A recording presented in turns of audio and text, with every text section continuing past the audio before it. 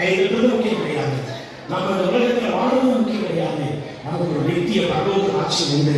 அதுக்காகத்தான் பரலோகத்தையே விட்டு தேவன் வந்தார் இந்த பூமிக்கு.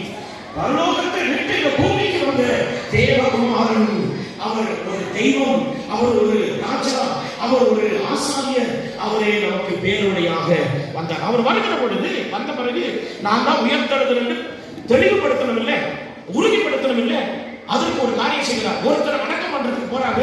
அந்த பையனுக்கு 18 வயசு. வீட்டுக்கார செத்து போயிட்டாரு, வியாதியில. ஒரே ஒரு பையன். அந்த பையன் செத்து போயிட்டான். எப்படி? காய்ச்சல் வந்து செத்துட்டான்.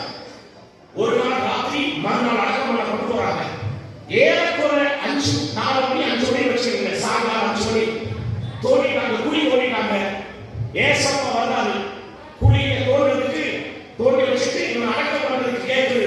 பிசாசு சொல்றா, இன்னைக்கு இந்த பையனையும் நான் விழுங்கி விடுவேன் என்று. ஆனால் ஜீவன் சொன்னது, இந்த மரணத்தை விழுங்கி ஜீவனை தருகிறவர் வந்திருக்கிறேன் என்று சொன்னார். அந்த அம்மாவை பார்த்து ஒரு வார்த்தை சொல்றாரு, மகளே அழாத. நான் சொல்றதுக்கும் அவர் சொல்றதுக்கும் வித்தியாசம் பாருங்க. மகளே அழாத என்று சொன்ன. அழாதே என்றால் பரிகாரம் என்று அர்த்தம். இயேசு பரிகாரம் தருகிறார். அருமையான அம்மாமாரே, அருமையான சகோதரர்களே, கர்த்தர் உங்களுக்கு பரிகாரம் தருகிறவராய் இருக்கிறார். அவரே பரிகாரி. அவர் வந்து சொல்றாரு, அழாதன்னு சொல்லிட்டு பாறையை தொட்டார். பாறைகளை எழுதுவான். குழி என்ன வெட்கப்படுது? குழி என்ன செய்து வெட்கப்படுது? மண் என்ன செய்து வெட்கப்படுது? அப்படி மரணத்தை